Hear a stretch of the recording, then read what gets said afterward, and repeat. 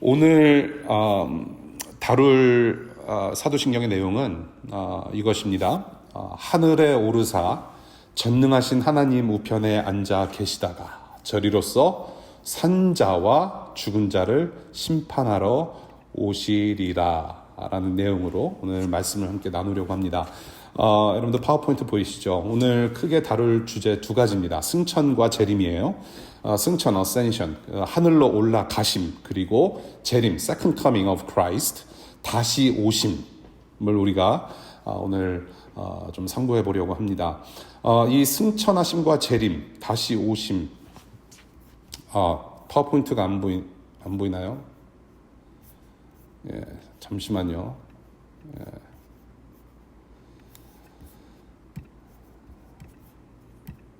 예, 보이시죠? 네. 승천과 재림. 사실은 예수 그리스도의 오심, 성탄만큼이나 중요한 예수 그리스도의 사역입니다.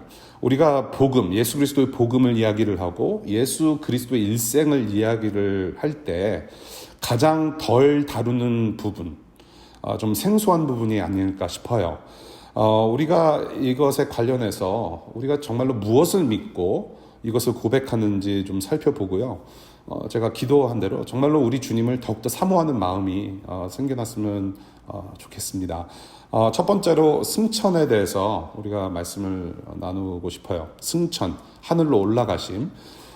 우리가 하늘에 오르사라는 말로 고백을 합니다. 이 하늘이라고 하는 것은 저와 여러분들이 지금 창밖으로 보여지는 그러한 하늘이 아닌 것이죠.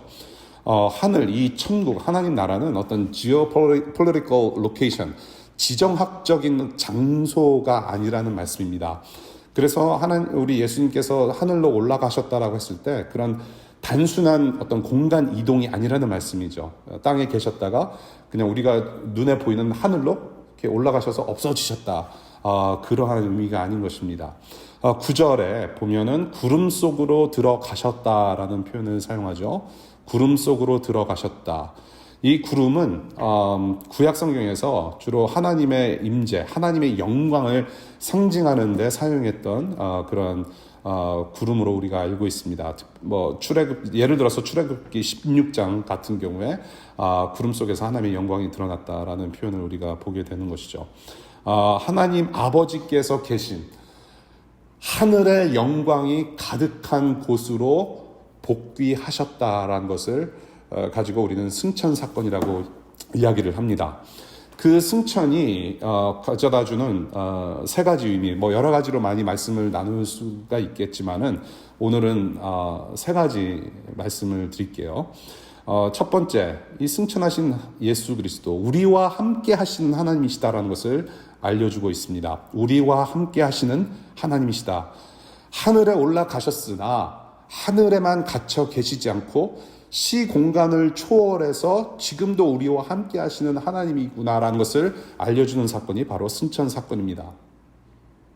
땅과 하늘의 경계를 무너뜨리셨기 때문에.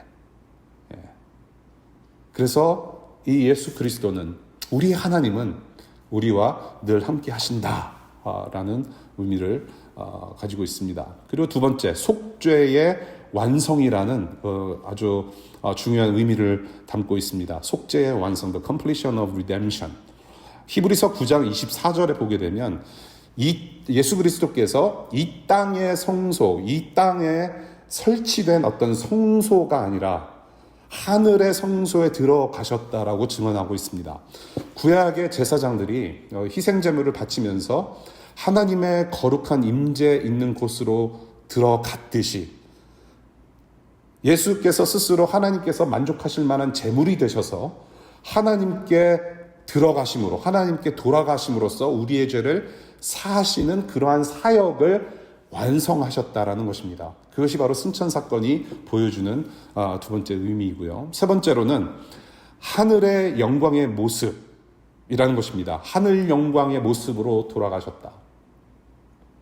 하늘에 계시기에 합당한 영광의 모습으로 올라가셨다라는 것입니다. 예. 저와 여러분들이 지금 이렇게 눈으로 보는, 우리가 흔히 보는 그런 사람의 모습이지만 그 차원을 넘어서서 인간 수준의 차원을 넘어서서 수준을 넘어서서 하늘 영광의 모습을 가지고 올라가셨다라는 것을 보게 됩니다. 하늘에 계시기에 합당한 영광의 모습으로 올라가셨다. 우리가 그 누가복음 9장 그 복음서에서 우리가 보는 여러 가지 사건 중에 하나가 바로 변화산 사건이라는 사건이 있습니다. Transfiguration이라는 단어를 사용하죠. 베드로와 요한, 야고보 이 세 제자들과 함께 산에 올라가셨는데 그 예수께서 하늘의 영광의 모습으로 변하신 사건을 우리는 변화산 사건이라고 우리가 기억하죠. 예수 그리스도의 얼굴이 변하고 옷에 광채가 나면서 이미 하늘에 올라간 모세와 엘리야와 대화하신 장면을 우리가 복음서에서 보게 됩니다. 그것이 변화산에서 있었던 사건인데요. 이것이 뭐냐면 하늘의 영광 맛배기 사건입니다. 하늘의 영광이 이러하다라는 것을 맛을 보여주시는 사건인 것이죠. 이렇게 광채가 나고 정말로 영광 가득한 모습으로 변하신 예수 그리스도의 모습, 이것이 바로 하늘 영광의 모습이다. 이 맛보기가 현실이 되어서 하늘 영광의 모습을 드러내신 사건이 바로 승천 사건이라고 우리가 보는 것이죠. 이렇게 하늘에 오르시고 그 다음에 우리가 고백하는 내용이 바로 하나님 우편에 앉아 계시다라는 내용을 우리가 고백을 하는 것이죠. 하나님 우편에 앉아 계시다. 우리가 신앙 고백을 할 때 탄생부터 예수께서 오심 그리고 승천까지 모두 과거형을 사용해서 우리는 고백해요. 그러하셨다, 그렇게 하셨다, 그리 되셨다라고 우리가 고백을 하는데요. 지금 이 하나님 우편에 앉아 계시다라는 이 사건은, 이 고백은 지금 현재형입니다. 지금 앉아 계세요. 이 땅에 다시 오실 때까지, 재림하실 때까지 지금 하늘 영광에 합당한 모습으로 하나님 아버지 우편에 앉아 계시다.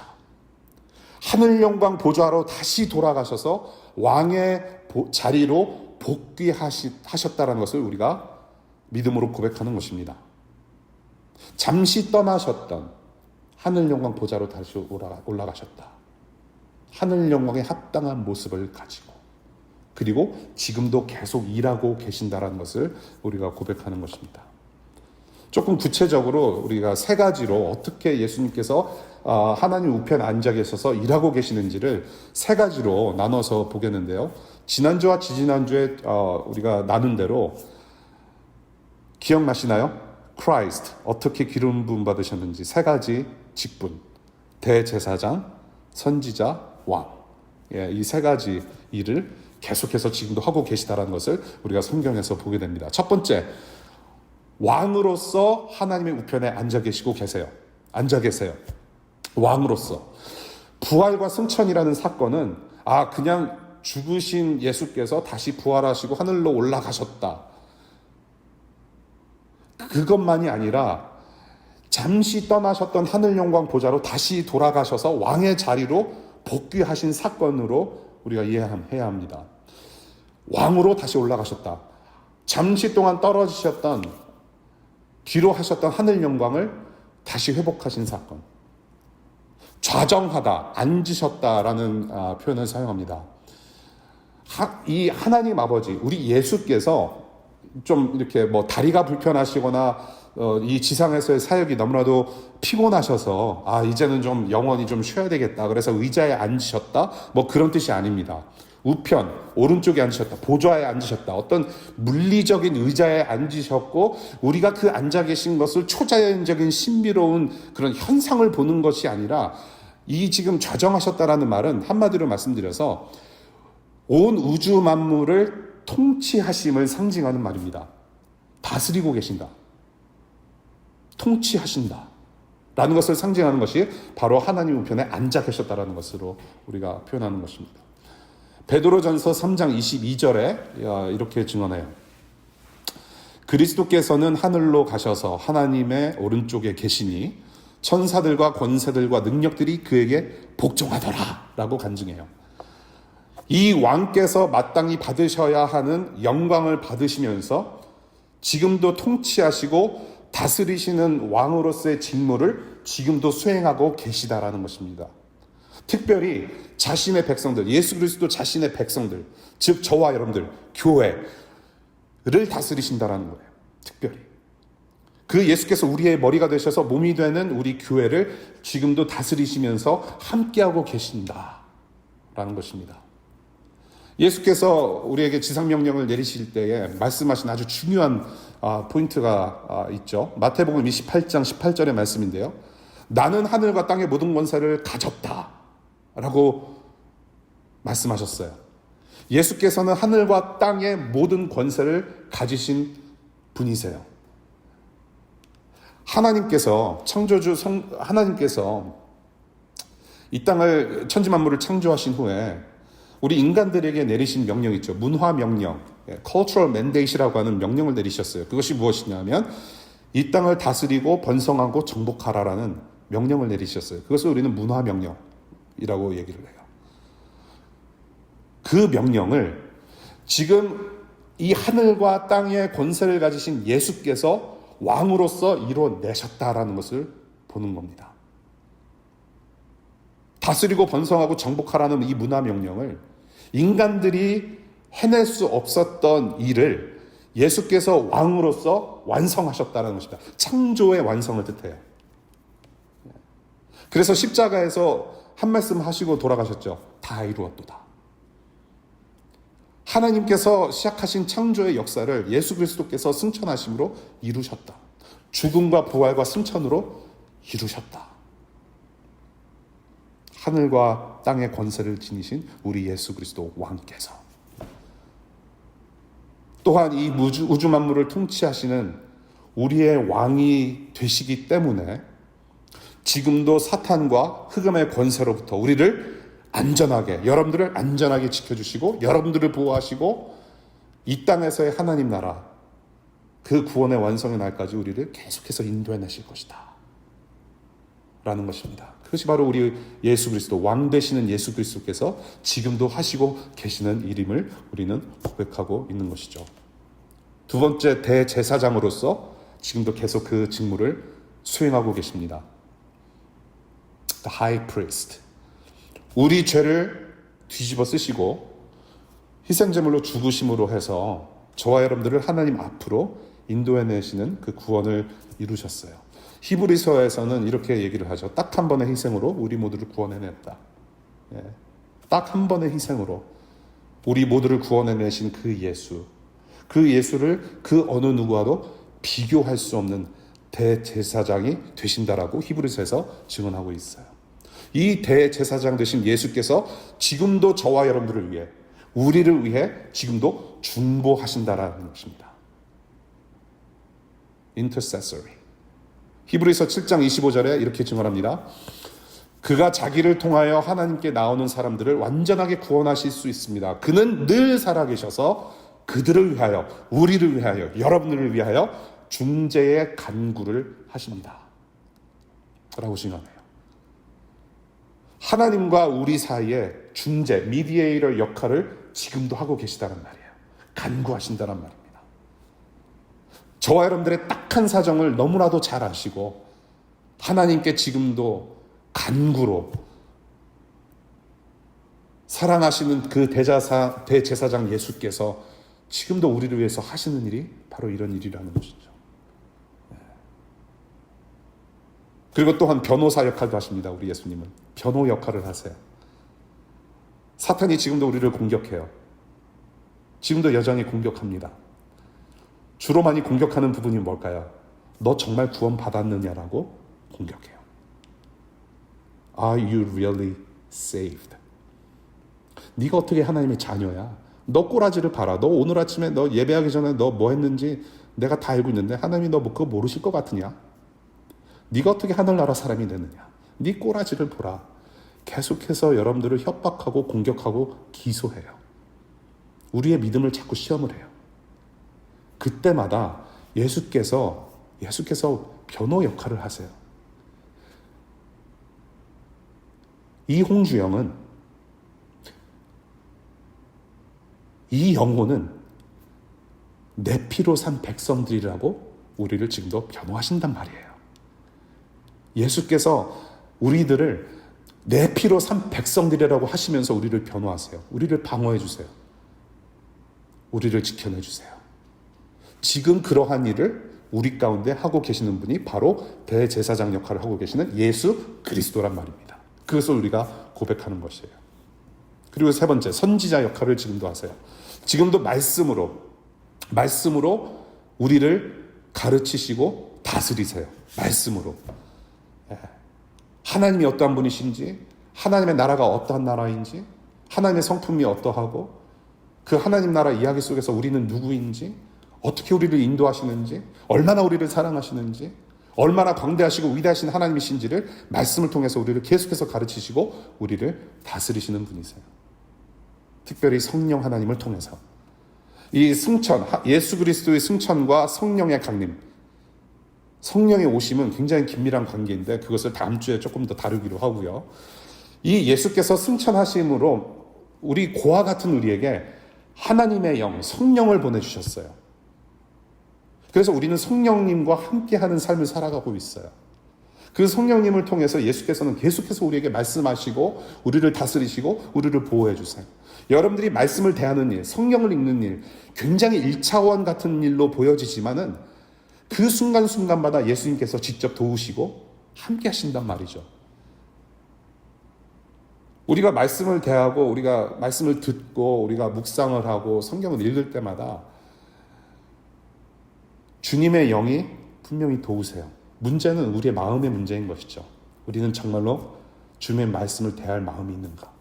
받아들일 마음이 있는가? 정말로 순종의 자세가 되어 있는가? 그러한 마음조차도 주시는 분이 바로 우리 성령님이세요. 지금도 그러한 일을 예수께서 선지자로서 계속 하신다라는 것을 우리가 고백하는 것입니다. 하늘에 오르사 전능하신 하나님 앞에, 하나님 우편에 앉아 계신다. 그래서 승천하신 예수는 지금 딴 일을 하고 계시는가? 아, 피곤하다. 내가 이 땅에서 이 사람 몸을 입어가지고 온갖 고난을 받고 죽고 부활하고 참 피곤하다. 그래서 가만히 계시는가? 아니라는 얘기예요. 지금도 저와 여러분들을 위해서 계속 일하고 계시는 분이 바로 우리 주 예수 그리스도라는 거예요. 이 땅에서의 우리의 삶은 이미 도래한, 이미 온 하나님 나라를 살아가고 있지만 또한 동시에 우리는 아직 완성되지 않는 하나님 나라를 살아가고 있는 그러한 긴장의 연속, 긴장의 상태에서 우리는 지금 살아가고 있어요. 그러나 예수 그리스도께서는 지금도 우리를 도우시고 함께 해주시고 사랑으로 하나님 나라 완성의 날까지, 다시 오실 때까지 우리를 계속해서 인도해내시는 분이십니다. 우리가 이 예수 그리스도와 하나 되었기 때문에 에베소서 2장 5절과 6절에서 말하는 바, 우리는 이미 예수 그리스도와 함께 하늘에 앉아있는 자들이에요. 그리고 하늘의 시민권자라고 우리의 정체를 바꾸어 주셨어요. 그래서 골로새서 3장 1절, 하늘을 맛보는 삶을 살아갈 수 있는 성도들이 되었단 말이에요. 하늘을 맛보는 삶. 그래서 하늘을 맛보는 삶을 살아가는 성도들이기 때문에 왕 같은 제사장으로서, 택하신 족속으로서, 작은 예수들로서 이 땅을 살아갈 수 있게 되는 것입니다. 하늘 보좌에서 지금도 우리를 이렇게 다스리시는 이 예수를 고백할 때 우리에게는 정말로 큰 위로가 아닐 수가 없어요. 하늘에 오르사 전능하신 하나님 우편에 앉아 계셔서 지금도 우리 가운데 역사하시는 하나님으로부터, 예수 그리스도부터 위로받으시기를 바랍니다. 그것을 우리가 고백하는 거예요. 두 번째 재림입니다. 재림, the second coming of Christ. 절이로서라는 말이 굉장히 어려운 말이죠. 이게 도대체 무슨 말인가? 그렇죠? 절이, 뭔가 절일 때 뭐 나타나는 현상인가? 절이로서라는 말은 거기로부터 라는 말이에요. 거기로부터. From thence. 거기로부터. 하늘로부터. 산자와 죽은 자를 심판하러 오시리라. 미래형입니다. 앞으로 오실 것이라는 것을 우리는 믿고 고백을 해요. 정말로 여러분들 예수 그리스도께서 다시 오실 것을 믿습니까?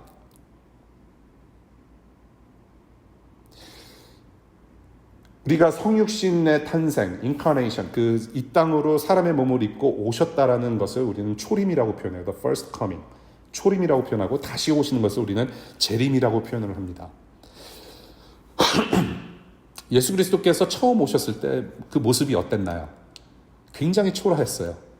비천한 인간의 모습. 그러한 모습이 아니라 이제는 찬란한 영광으로 나타내시고 자신을 그 영광의 모습을 드러내실 것이란 말이에요. 말구 위에 누이셔서 아무도 알아볼 수 없었던 그런 인간의 모습, 그런 하나님 아들을 이제는 저와 여러분들이 이 세상 사람들 모두가 눈으로 볼 수 있게 오신다는 말이에요. 이제는 비천한 모습, 아무도 이게 듣보잡 인간이었는데 처음 오실 때는 이제는 영광의 광채를 가지고 영광 중에 임하시는 예수 그리스도 왕으로 오신다는 말이에요. 모두의 눈에 직접 보일 수 있게. 다시 오실 것이라는 예정. 요한계시록 1장 7절에 이런 말씀이 있습니다. 보아라, 그가 구름을 타고 오신다. 눈이 있는 사람은 다 그를 볼 것이요, 그를 찌른 사람들도 볼 것이다. 땅 위의 모든 족속이 그분 때문에 가슴을 칠 것이다라고 말하고 있어요. 꼭 그렇게 될 것입니다. 아멘으로 이 문장이 끝나요. 보라, 그가 구름을 타고 오신다. 오늘 사도행전 1장의 본문의 말씀에 약속하신 내용대로, 약속하신 대로 오신다는 것이죠. 눈이 있는 사람들은 다 볼 것이다. 그를 찌른 사람들, 그 사람들도 볼 것이다. 땅 위의 모든 족속들, 그분을 보면서 그 예수 때문에 가슴을 칠 것이다. 꼭 그렇게 될 것이다. 아멘. So be it. 그래서 예수께서 다시 오실 때, 왕으로서 오실 때 조금 더 구체적으로 우리가 두 가지, 어떤 모습으로 오시는가, 무엇을 위해 오시는가를 두 가지로 나눠서 간단하게 말씀을 드리고 싶어요. 첫 번째는 심판자로 오신다는 거예요. The judge. 심판자로 오신다. 인간에게 그렇게 고난받으시고 고통받으시고 심판받으셨던 그 예수께서 다시 오셔서 이 땅을 심판하시겠다라는 말씀이에요. 여기서 산자와 죽은 자를 심판하러 오시리라라고 우리가 고백을 합니다. 여기서 산자, 영어로는 the quick이라고 표현해요. the quick. the quick이라는 말은 옛날 영어 표현 방법입니다. 산자, 살아있는 사람, the living ones. the quick and the dead. 그리고 죽은 자를 심판하러 오신다. the dead. 마태복음 25장 31절부터 34절까지 우리 주님께서 하신 말씀, 양과 염소를 걸러내듯이 그렇게 심판하실 거란 말이에요. 6월절 어린 양 예수의 피가 묻어있는 자와 그렇지 않은 자를 분명히 걸러내신다라는 말씀이에요. 걸러내시면서 계시록 20장 15절 오직 생명책에 기록된 자들, 예수의 피가 묻어있어서 하늘나라 생명책에 기록된 자들을 데리러 오시는 재판장으로 다시 오시겠다라는 약속을 하신 분이에요. 그리고 요한계시록에서는 꼭 그렇게 될 것이다라고 우리에게 말씀하고 계세요. 죽은 자들 중에도 이미 죽은 분들, 죽은 자들에게도 죽은 자들 중에 믿지 않는 자들도 부활해요. 단순히 이것은 그냥 예수 그리스도를 믿는 사람들만 부활하는 사건이 아닙니다. 부활이라고 하는 것은 우리가 이제 몇 주 뒤에 우리가 몸이 다시 사는 것에 대해서 우리가 얘기를 하면서 조금 더 구체적으로 다룰 텐데요. 믿는 사람들만 부활하는 거 아니에요. 믿지 않는 자들도, 이미 죽었으나 믿지 않았던 사람들도 죽은 뒤에 부활을 해요. 근데 그 부활은 어떤 부활이냐? 최종 판결을 기다리는 부활이에요. 믿지 않는 자들도 부활을 하지만 피할 수 없는 최종 판결이 떨어질 심판대에 서게 되는 부활을 얘기를 해요. 최종 판결이 떨어질 심판대에 서게 되어 걸러질 것이란 말이에요. 여러분, 제가 지금 이 말씀을 드리는 것은 이 홍주영이 만들어낸 말이 아니에요. 하나님께서 성경 말씀을 통해서 우리에게 말씀하신 말씀이에요. 예수께서 직접 말씀하신 말씀이에요. 지금 이 말씀을 듣고 있는 여러분들 중에 정말로 생명책에 기록되지 않았다면, 예수 그리스도의 그 십자가 보혈의 능력이 내 안에 없다면, 그 피가 나한테 묻혀지지 않았다면 두려워하실 수 있기를 바라요. 근데 그 두려움을 뛰어넘어서 회개의 삶을 사실 수 있기를 바랍니다. 살 길은 분명히 있어요. 예수께서 하신 일이에요. 우리 모두가 꼭 생명책에 함께 기록될 수 있기를 바랍니다. 요한복음 5장 29절에 이런 말씀을 하셨어요. 내 말을 듣고, 예수 그리스도 내 말을 듣고 또 나를 보내신 분을 믿는 사람은 영원한 생명을 가지고 있고 심판을 받지 않는다. 그는 죽음에서 생명으로 옮겨갔다라고 우리 예수님께서 직접 말씀하셨어요. 죽음에서 생명으로 옮기는 일, 내가 구원받고 하나님 나라 올라가는 일, 내가 하나님의 자녀가 되는 일, 이 모든 일들, 저와 여러분들 우리는 스스로 할 수가 없어요. 그러나 하나님은 하실 수가 있으세요. 이미 예수 그리스도를 우리에게 주셨어요. 이 예수 때문에 산 자로서 이제는 우리가 하나님의 자녀가 되어서 영원한 생명을 살아가고 있어요. 예수 외에는 구원이 없음을 알고 구원자 예수께 매달리는 믿음의 반응을 하실 수 있는 여러분들 되시기를 간절히 바랍니다. 예수 그리스도는 심판자로 오십니다. 두 번째, 구원의 완성자로 오세요. 구원을 완성하시는 분으로 오세요. 여기서 여러분들 중에 혹시 오랫동안 신앙생활 하신 분들한테는 질문이 생길 수가 있어요. 나 이미 구원 받았는데 구원을 완성하신다? 이미 구원 완성하신 거 아니었나? 라고 질문하실 수가 있을 것 같아요. 구원은 이미 구원 받았다라고 하는 과거형으로만 표현할 수 있는 것이 아니에요. 하나님의 나라는 이미 왔지만은 아직도 완성되지 않은 하나님 나라라고 우리가 알고 있듯이, 구원은 세 가지 시제가 있습니다. 타임 텐스가 있어요. 그 텐스가 첫 번째 과거형, I got saved. I got saved. 예수 그리스도를 믿는 믿음이 들어올 때 우리는 구원 받았다라고 표현할 수가 있는 것이죠. 우리는 구원 받았어요. 예수 그리스도 때문에. 예수 그리스도를 믿는 믿음을 우리에게 주셔서 그 믿음의 통로로 말미암아 저와 여러분들은 이미 구원을 받았어요. 그런데 현재형이 있습니다. I am being saved. 그런데 그 구원은, 내가 지금 누리고 있는 구원은 완성된 게 아니라, 이미 완성이 되어 있지만 완성된 게 아니라 지금도 현재형으로 일어나고 있는 사건이에요. 지금도 예수 그리스도를 닮아가면서 거룩한 그 하나님의 형상대로 회복되는 구원이 진행 중이란 말이에요. 그래서 우리는 죄와 싸워요. 여러분들 생각해 보십시오. 이런 질문들 우리가 소그룹에서 많이 던지잖아요. 나는 구원받았는데 왜 아직도 죄를 지으면서 살을까? 그럼 나는 아직 구원받은 사람이 아니겠네? 라는 질문을 하면서 토론하잖아요. 근데 여러분, once you are saved, you will be saved. 근데 중요한 것은 we are being saved too. We are in the process of being sanctified. We are in the process of being like Jesus Christ. God's image. 거룩한 형상으로 계속 죄와 싸워가면서 sanctification, 성화를 이루어가면서 그렇게 하나님의 형상대로 회복되는 구원이 지금 진행 중인 거예요. 예. 그래서 교회는요, 완벽한 사람들이 오는 데가 아니에요. 기도 잘하고 말씀에 어떤 지식이 있어서 그런 사람들이 모이는 곳이 교회가 아니라 죄인들이 오는 교회예요. 거기에 소속된 사람들인 거예요, 우리가. 아직도 구원의 완성을 기다리는 자들로서 함께 구원의 여정을 가는 사람들이 바로 교회예요. 그래서 교회는 문제가 없을 수가 없어요. 문제가 있어요. 근데 그 문제를 어떻게 푸느냐가 중요한 것이죠. 과연 복음으로 푸느냐.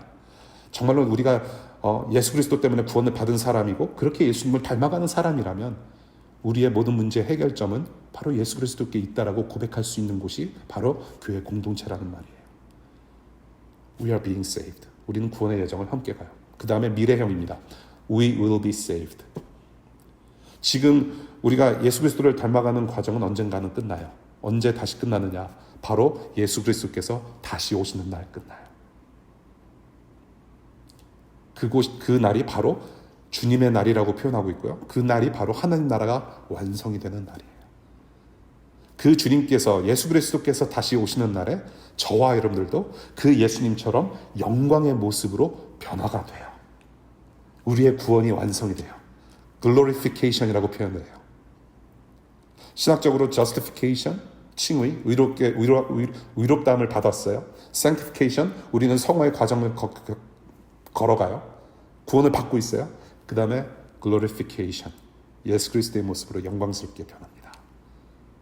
그날이 바로 우리의 구원의 완성의 날이고 하나님 나라가 완성이 되는 주님의 날이에요.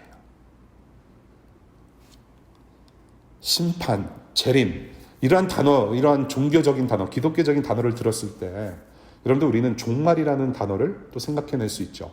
종말, 우리가 흔히 듣는 말이에요. 종말. 저와 여러분들은 이미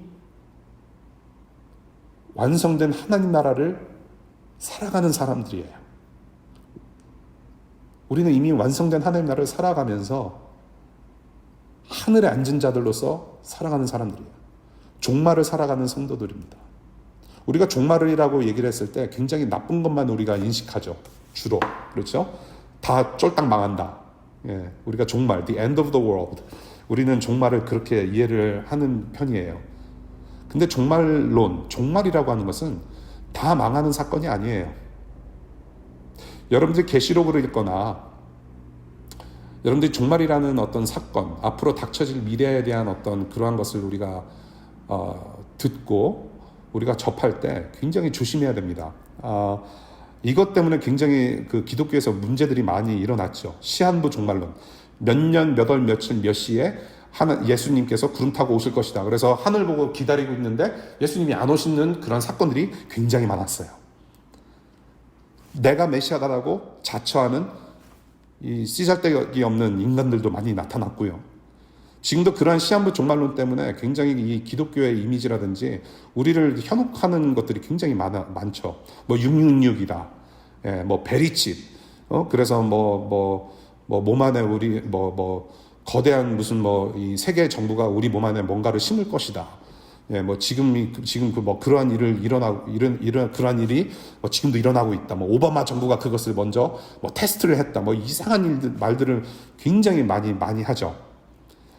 현혹하는 것들이에요. 여러분들 경계하실 수 있기를 바라요. 여러분들 유튜브 아무거나 보지 마세요. 예. 이 종말이라고 하는 것은 믿지 않는 자들에게는 굉장히 무서운 일이 될 수 있어요. 종말이구나. 끝만 보고 있기 때문에. 그런데 저와 여러분들처럼 예수 그리스도를 믿는, 예수 그리스도와 연합된 우리 하늘나라에 앉은 자들은, 믿는 자들에게는 기쁘고 영광스러운 날이에요. 왜냐하면 예수님께서 다시 오시는 날이기 때문에. 하나님 나라라고 하는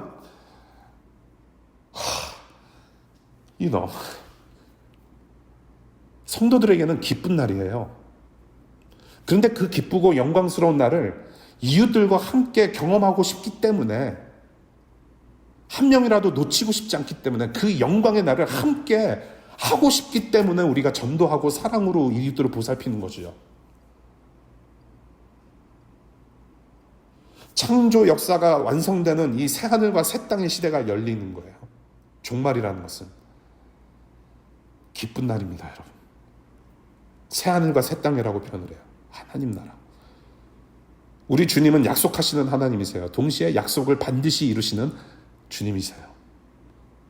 여기에 우리의 위로가 있습니다, 여러분.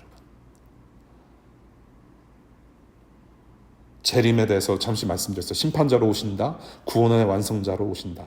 누가? 예수 그리스도께서. 하늘에 올라가신 예수 그리스도께서 다시 그렇게 오실 것이다. 주님 다시 오시는 날을 우리는 그럼 어떻게 준비하고 있는가? 예수께서 다시 오시는 날, 이 날을 예수께서 어떻게 언제 오시는지 아무도 모른다고 분명히 말씀하셨어요.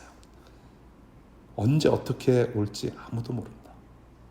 그러니 항상 깨어서 근신하고 준비하라고 하세요. 그 말씀만 하신 거예요, 사실은. 언제 올지 모르니 항상 깨어서 근신하고 준비하라. 이 땅에서의 인생, 저와 여러분들의 인생은 잠시 영주권 받아서 사는 나그네 인생이에요. 우리의 본향은, 우리의 원래 가야 될 곳은, 우리가 원래 속한 곳은 하나님 나라예요. 여러분들 단기 투자하지 마십시오. 장기 투자하십시오. 제가 지금 이거 증권거래 얘기하고 있나요? 아니에요.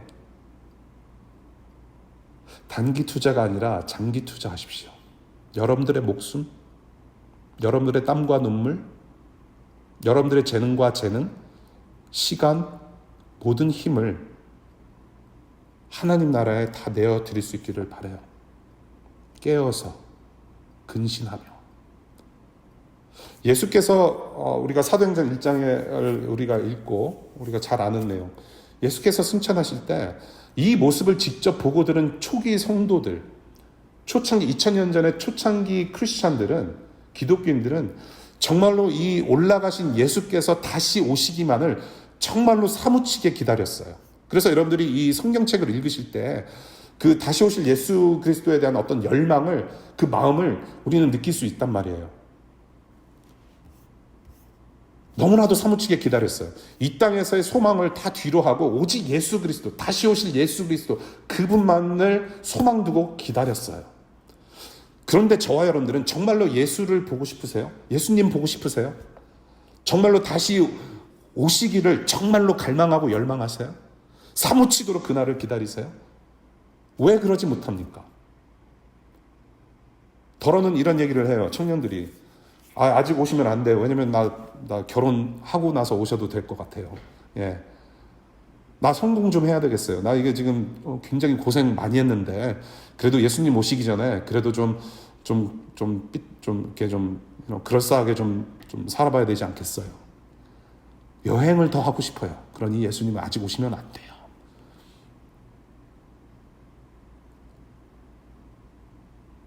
다시 오실 예수 그리스도가 아니라 이 땅에 우리의 소망이 더 많아서가 아닌가 싶어요.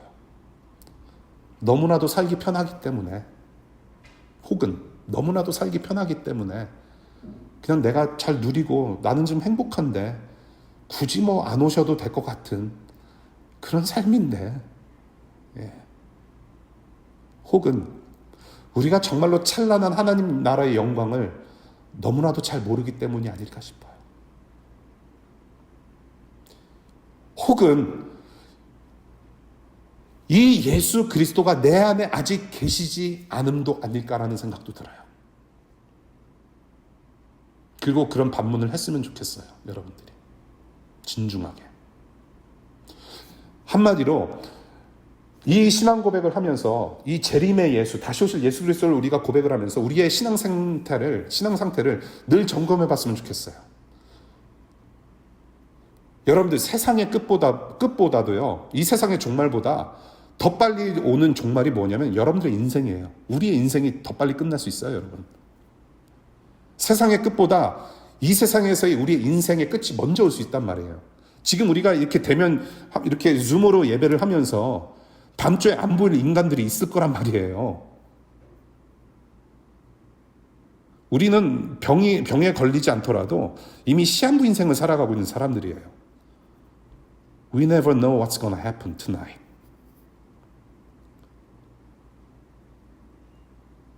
우리의 신앙 상태를 점검했으면 좋겠어요. 우리의 종말이 다가오기 전에. 지금 주님께서 오실 때, 우리가 지금 주님을 대면할 때, 우리가 예수님을 만날 때에 여러분들은 어떤 모습으로 맞이하겠습니까? 어떤 모습일 것 같아요? 저는 굉장히 두려워요. 굉장히 두려워요.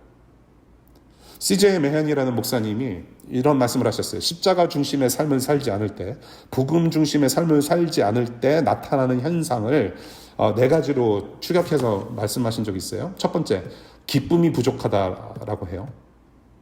두 번째, 영적 성숙이 지속적이지 못하다. 세 번째, 하나님을 사랑하고 싶은 열정이 부족하다. 네 번째, 항상 뭔가 새로운 것을 찾아 자신을 충족시키려 한다. 이 네 가지 모습이 바로 복음의 삶을 살지 않을 때 나타나는 현상이라고 얘기를 해요. I totally agree. 100%. 기쁨을 다른 데서 찾아요. 영적 성숙이 지속적이지 못해요. 물론 업앤다운은 있지만은 성숙보다는 오히려 하얀 길로 걸어가고 있지는 않은가. 정말로 나는 하나님을 사랑하고 싶은 열정이 있는가. 그래서 이웃도 정말로 하나님의 형상으로 내가 보여지는가. 그리고 항상 뭔가 새로운 것을 찾아서 내 자신을 충족하려 하지는 않는가. 그 아무리 잘 나가는 설교 동영상을 보고 위로가 된다고 한들 지금 내 안에 예수 그리스도가 없다면은 공허함은 그 emptiness는 계속해서 돌고 돌아요. 그리고 더 자극적인 것을 봐요. 더 자극적인 것을 보다가 결국에는 베리칩 666 종말론 유튜브 보고 가슴이 두근거려서 아 그렇지. 예수 그리스도가 내 안에 없다면 공허해요. 그 어느 누구의 위로와 그 어느 누구의 힘이 아닌 예수라는 복음을 우리에게 주셨어요. 예수 그리스도는 복음. 예수가 전부라고 고백할 수 있는 여러분들 되시기를 바라요. 다른 데서 은혜를 구할 수가 없어요. 여러분들 예수 천당 불신지옥이라는 말을 많이 듣죠. 제가 가끔가다 예화로 드는 얘기죠. 우리가 다 알고 있기 때문에. 예수 천당 불신지옥은 반은 맞고 반은 틀려요. 저와 여러분들이 믿지 않아서 지옥 가는 거 아닙니다. 여러분. 불신지옥이라서 믿지 않아서 지옥 가는 거 아니에요. 저와 여러분들은 이미 지옥행 열차를 타고 있었고요. 이미 죽어 있었어요. 죽은 목숨이에요. 우리는. 정해진 운명이었어요. 그게. 우리는 죽었어요. 그냥. 아무런 소망이 없었어요. 약도 없어요. 비극의 절망 가운데 그냥 스스로 헤쳐나올 힘도 하나도 없고 그냥 죽은 목숨이에요. 믿지 않아서 지옥 가는 게 아니에요. 우리는. 우리의 이미 정해진 운명은 지옥이에요. 그 비극의 절망에서 있었던 그래서 하나님의 형벌과 하나님의 저주와 하나님의 그 엄청난 진노에 속한 사람들이었는데 이러한 우리에게 기쁜 소식으로 찾아와 주셔서 우리를 살려내시고 영원한 자녀를 삼아주신 예수 그리스도가 와주셨단 말입니다. 그 예수께 집중하는 삶을 사실 수 있기를 바라요. 다른 그 어느 것보다도.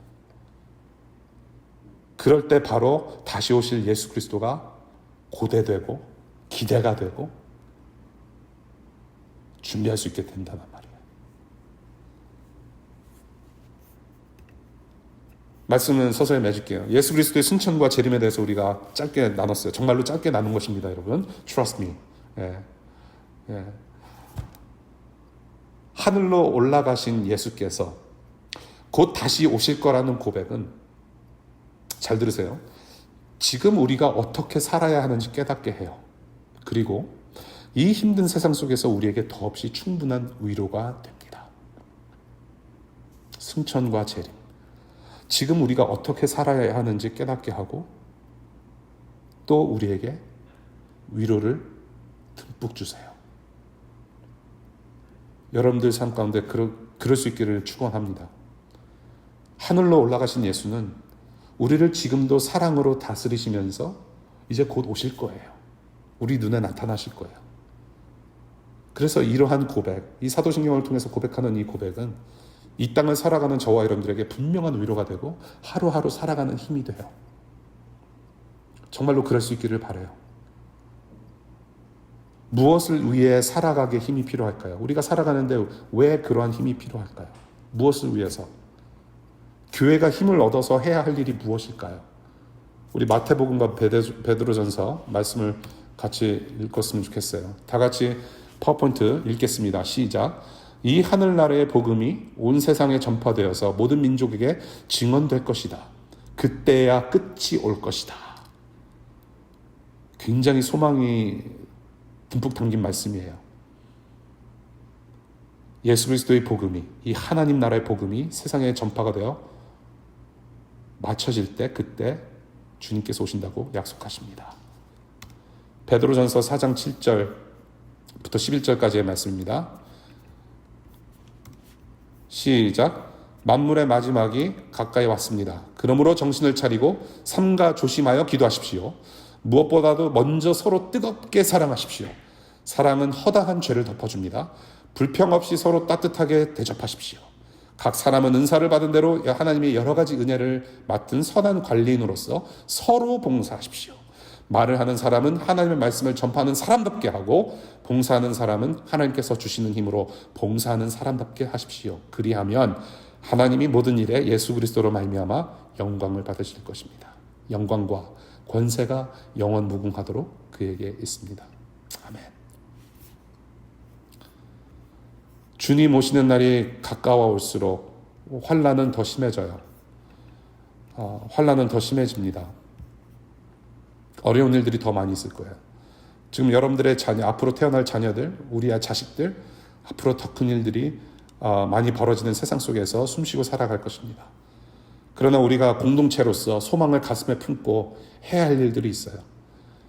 일상에서의 예배라는 선교, 일상에서 복음을 살아냄을 통해서 하나님 오실 날을 준비하는 삶을 신실하게 살아내야 합니다. 이 예수 그리스도의 오심, 이 하나님 나라가 오실 것을 알려주는 예고편, 프리뷰를 담당하는 특별한 사람들이 있으니 바로 그러한 사람들을 교회라고 불러요. 요한계시록 22장 20절, 아멘 주 예수여 어서 오시옵소서. 이렇게 주님 뵙기를 고대하며 깨어있는 교회 성도들에게 예수 그리스도의 오심은, 예수 그리스도의 다시 오심은 갑작스럽지 않습니다. 예고편으로 이미 하나님 나라를 맛보는 삶을 살아가고 있기 때문에. 코로나로 인해서 여러 가지 제약이 많아요.